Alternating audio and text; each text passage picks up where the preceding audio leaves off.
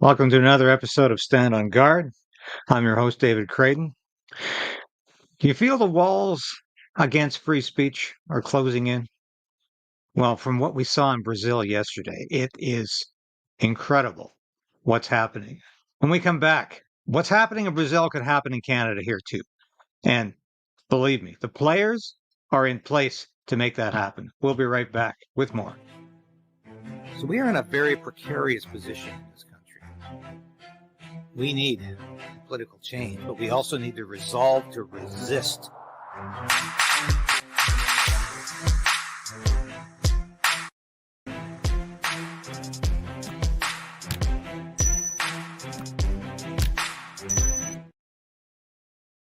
Yes, please like this broadcast, hit that like button, slam that like button, give us a thumbs up. When you do so, you beat YouTube suppression, which we have every day. And it's not just me. I'm hearing this even from some of the huge YouTubers that are doing incredible work with numbers. We are getting suppressed. They are getting suppressed. Why? Because there's a U.S. election in less than 2 months, November 5th. And welcome to September 8th, 2024. So happy you could join me on this Sunday morning. Hope you're having a great weekend. And I'm with you again today. We're going to be doing this every day. And I tell you, it's going to have to be a pretty good reason not to be coming to you every day in the next couple of months because free speech is in danger. And like I say, when you hit that like button, you share this broadcast with friends and family, we beat YouTube censorship, suppression, and we beat Trudeau censorship. The only good news on the horizon is that we might have an election here in Canada. We've been talking about that all week with the announcement from NDP leader Jagmeet Singh. He's no longer going to support this loose coalition with the Trudeau government. And he is increasingly saying, yes, it means the likelihood of an earlier election. Thank God we can stop some of this legislation. But let's have a look at what's happening around the world. If you want to know what could happen here in Canada, yeah, Brazil. It was a functioning democracy for years. This is the home of the bossa nova. It's my favorite music. This is the home of the Ipanema Beach, Rio de Janeiro. Love Brazil. But it's becoming a totalitarian state. Elon Musk packed up his ex from Brazil because Brazil threatened to put his employees in jail. Now, who are the players here? We've got a former Brazilian president, Jair Bolsonaro, who is fighting the free speech ban. We have a Supreme Court Justice, Alexandra de Moraes, who has become a virtual dictator in tandem with the president of Brazil, Luiz Lula da Silva. These are the culprits. These are the people who are involved in this complete shutdown of free speech. How does this affect us in North America, in the United States and Canada? In a huge way. And we'll get to that in a minute because the paper trail is there. The paper trail is there. And Kamala Harris, Vice President Kamala Harris, the Democratic presidential nominee, is completely supportive of this clampdown on free speech. And she doesn't like X either. Let's have a look, though. Some of the video that's coming out of Brazil yesterday. This is how angry people are about losing their free speech and how when a country says your social media platforms are under the control of the state. Where have you heard that before? Justin Trudeau is saying the same thing about Canada.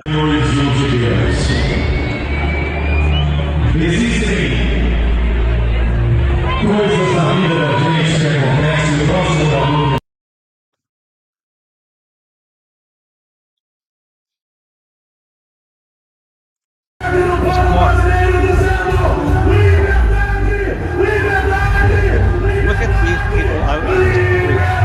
This is incredible. This is what's happening in Brazil right now. Same time. No stuff.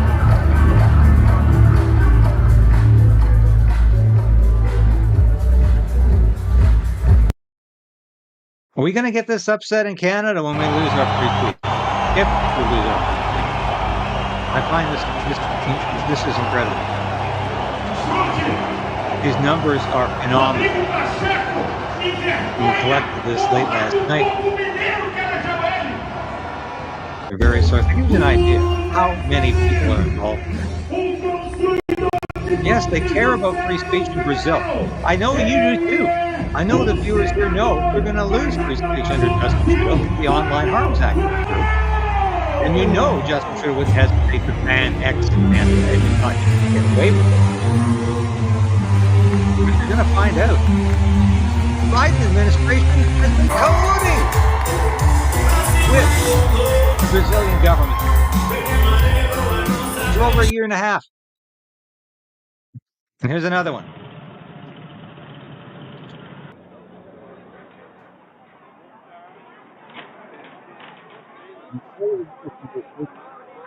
Well, you know, this is no secret.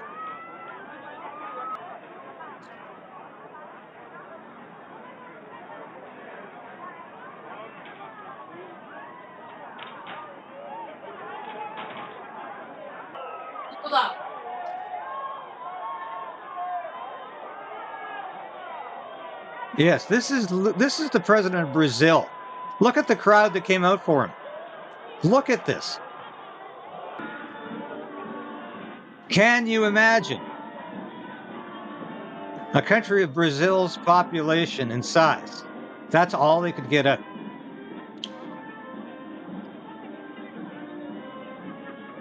It's absolutely phenomenal. And I'm going to show you a great shot of the Supreme Court justice.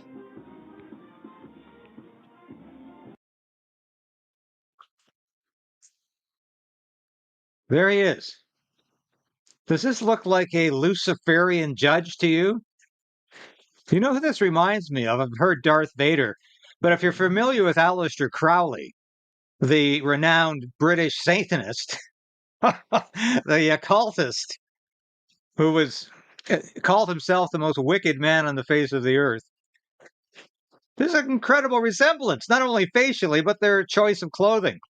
So I find this absolutely amazing. So, but where does this go back to? How does the Biden-Harris administration lock gears with this? Here's a joint statement from February 10th, 2023, from the White House.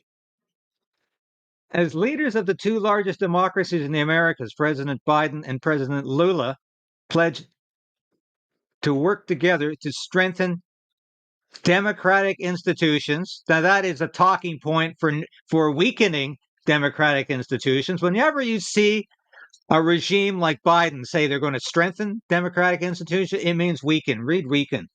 They welcomed the second Summit for Democracy to be held in March 2023. Both leaders noted they continued to reject extremism. When you see that word, that means conservatives.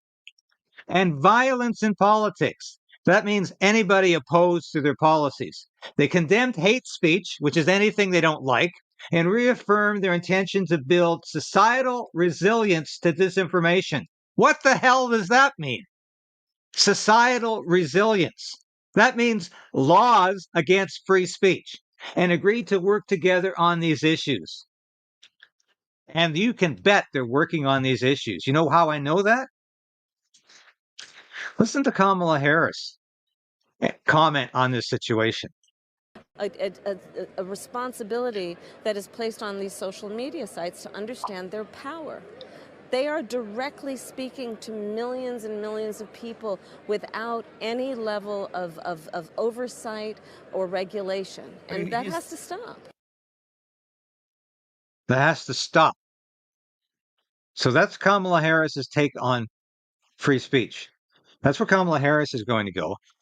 You've noticed the similarity, I'm sure, between Kamala Harris and Justin Trudeau. Kamala Harris is borrowing all of Justin Trudeau's housing policies, read no housing policy, or state housing,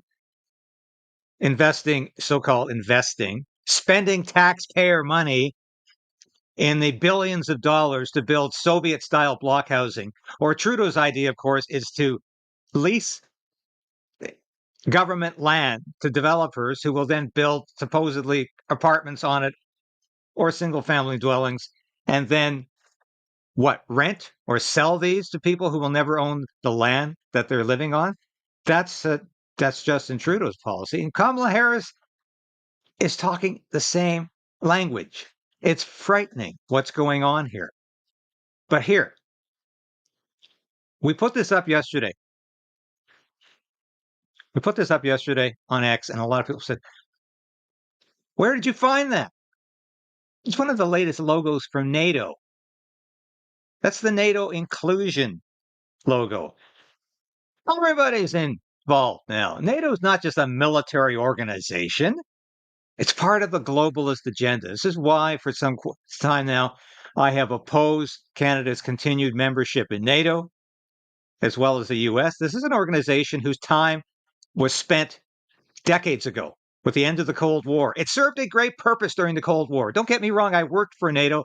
I wrote the talking points. In fact, I wrote the talking points for NATO long after the organization had served its useful purpose. But I was in uniform and I did what I was told. And believe me, at the time, I thought NATO had found a new pathway, a new objective that was good. It's turned out to be a disaster. It's meant endless wars across the world, and NATO has brought us to the brink of a nuclear war with Russia. I say that every day because we need to wake up to the importance and the salience and the obviousness of that. We are headed towards nuclear war. So what does this mean? Well, Justin Trudeau explained what it meant quite some time ago at the last NATO conference in Washington. Let's listen again to what Justin Trudeau said about the future of NATO. NATO have long recognized an indisputable fact. Climate change is not only an existential environmental threat, but one of the defining security issues of our time.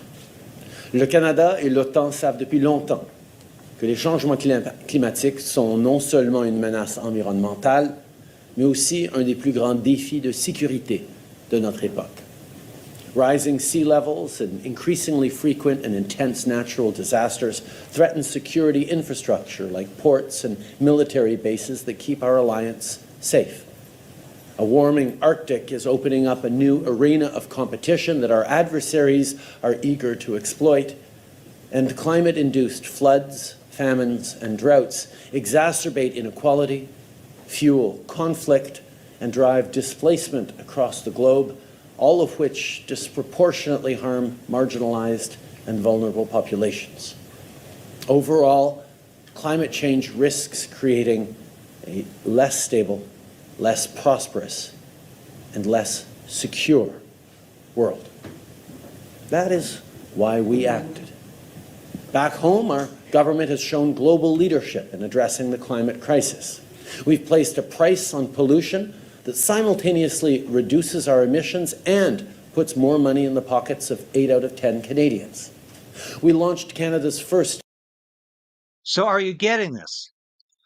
NATO has become not just a military alliance without any purpose except to foment war with Russia and to create a nuclear confrontation. NATO has become another appendage of the globalist agenda. Now it's concerned about climate change. When in the hell did NATO ever become a climate change organization? When was NATO ever endowed with that power? Why are they moving in this direction? Obviously, the globalists want to use every appendage they can, every organization that's somehow linked into the globalist agenda to advance their agenda. National adaptation strategy to build stronger and more resilient communities. We became the first major oil-producing nation to introduce a cap on emissions from the oil and gas sector, and we're creating hundreds of thousands of good-paying, sustainable jobs from coast to coast to coast with our $160 billion investment in our net zero economic plan and green. And of course, you know, this is all balderdash. This is all BS. There are no good jobs in Trudeau's green energy plan. The only jobs available are going to be janitorial positions. When we lose all of these high-paying jobs in the oil patch, guess what people are going to be doing? What? Producing Solar energy panels? Sorry, China's got that sewn up. So there's nothing, this is all nonsense. This is Trudeau's way of selling out the energy industry in Canada and somehow suggesting this is a broad new order. This is a broad sunlit way ahead. And it's all nonsense. Industrial strategy, showing every step of the way that good climate policy is good economic policy. No, it's bad economic What gathers us policy. here today is that it is also good security policy. Addressing a global problem like climate change requires a global response. A global response which we've been coordinating in close partnership with our 31 fellow member states in NATO. Our government has been a strong advocate for ensuring that climate change is an integral part of NATO's agenda and that together we act to make it a reality. Notre gouvernement a toujours insisté pour que la lutte contre les changements climatiques fasse partie du programme de l'OTAN. Alors on a travaillé ensemble. In 2021, the Alliance published the NATO Climate Change and Security Action Plan, a plan which recognized the risks that climate change poses to NATO and pledged to take action to address those challenges. In 2022 and 23, Canada co-led a climate change working group with Denmark and Norway to identify and establish NATO's climate research priorities. And we spearheaded the NATO Climate Change and Security Center of Excellence, which we were proud to launch last year. It will be housed in downtown Montreal. Okay. Absolute blather about climate change, the usual nonsense about how his green energy policy is producing hundreds of thousands of jobs that have never materialized, will never materialize. But what's ominous about this is that NATO is now about climate change. It has nothing to do with security. We know this is not an existential threat. We know this has all been manufactured. This is completely factitious.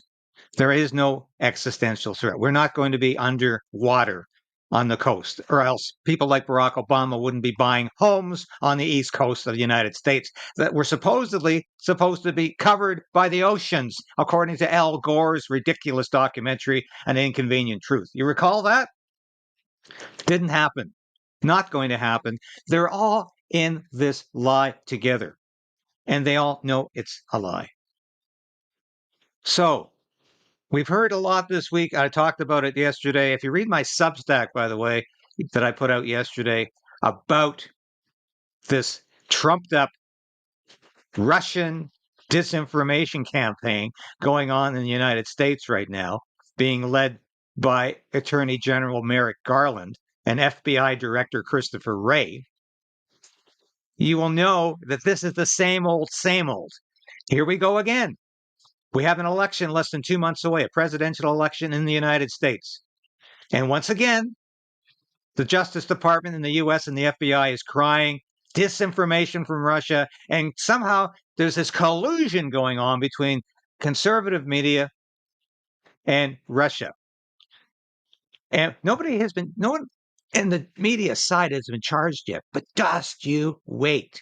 They are looking for some justification for that. Mark my words on that. Why is the United States so committed to this war in Ukraine? I mean, you must ask yourself that, because they've taken the world to the brink of nuclear war on this. Increasingly, they're putting American troops and NATO troops closer to the action. In fact, American troops might well have been involved in the Ukrainian invasion of the Kursk region. NATO troops have been making incursions into Russia. They've been working with Ukrainian troops. The United States is planning and expediting missile strikes for Ukraine. It's almost like they want a war. I wonder sometimes if they've lost their minds, because this kind of war used to be recognized by everybody on both the left and the right as unthinkable, as impossible, as something. A nuclear war was something that was unwinnable and something we never wanted to start. But listen to Lindsey Graham, Senator Lindsey Graham, Republican, South Carolina, Rhino, Republican in name only for years. This guy has one objective in life, and that's to create as many wars as possible because he's in the pocket of the military industrial complex in the States. But listen to what he says in this ad hoc interview. Well, he's holding close his dear friend and ally, Ukrainian President Volodymyr Zelensky. Need the weapons to free their country of a terrible invasion. They're sitting on $1 trillion worth of minerals that could be good to our economy. So I want to keep helping our friends. No, sorry, I have to start this again. You missed it. I'm here with President Zelensky. I am such a admirer of what you and your country have done. You're trying to stop the Russians so we don't have to fight them. They don't want any American troops. They just need the weapons to free their country of a terrible invasion. They're sitting on $1 trillion worth of minerals that could be good to our economy. So I want to keep helping our friends in Ukraine. We can win this. They need our help. Yes, we need, and we have already. The biggest help is the support of American people and support of our friends, thanks to Lindsey and his colleagues, to congressmen and senators from the United States. Thanks for this support, bipartisan support. Thank you so much. Peace is coming. Yes, soon. Peace is coming. Did you get the most important part of that? I want to keep helping our friends in Ukraine. We can win this. They need our help. Yes, we need, and we have to Let's try again. Country of a terrible invasion. They're sitting on $1 trillion worth of minerals that could be good to our economy. They're sitting on $1 trillion worth of minerals that could be good for our economy. Whoops! I think I let the cat out of the bag. I think I revealed what the agenda really is here. The U.S. wants that $1 trillion of minerals underneath Ukraine. And who specifically wants it? BlackRock. BlackRock has already been designated to provide the reconstruction program for Ukraine when they have peace. Now, of course, this is all a pipe dream because it's not going to work out the way Lindsey Graham wants it to work out. It's not going to work out the way Zelensky thinks it's going to work out because the war is almost over. And we know that. We need peace in Ukraine. But if they think BlackRock is going to come in and scoop up $1 trillion worth of minerals and rebuild Ukraine and make a pile of money off of it, because the military-industrial complex has already made billions of dollars off of this war and other corporate villains. And believe me, I am a capitalist. I am severely anti-communist. But I am sick of these government-supported corporations making billions of dollars off the blood of foreign wars. And that's exactly what they're doing. So that's what is going on here. Lindsey Graham opened his big trap. He hasn't got his makeup on in this shot. He's usually well made up for those interviews. This is an old man who is a warmonger from day one. How he keeps getting elected in South Carolina, the most conservative state in the union, it's a mystery to me, except I know what he does every 6 years, just before it's election time. Lindsey Graham finds a conservative peg and decides, I better say something to appeal to my base. He did it the last time over the confirmation of a Supreme Court justice. He decided he would stand on that hill because he needed a groundswell of conservative support to win his Senate seat again. That's what he does every time. And when he's not running for re-election, and he's not this November, he can say whatever the hell he wants. And you get the truth out of Lindsey Graham only when he's not running for re-election. I'm going to close the broadcast with this chilling exhibition of artificial intelligence and how it's working for Justin Trudeau. Stay put to watch this. I have to say, first of all, there's some foul language in this. I avoid foul language on my broadcast, but I did not cut the foul language from this. So a warning, the F word is used. But this is fascinating. Watch this. So fucked. Only in Canada. Alexa, should I vote Pierre Poilievre? I'm not quite sure how to help you with that.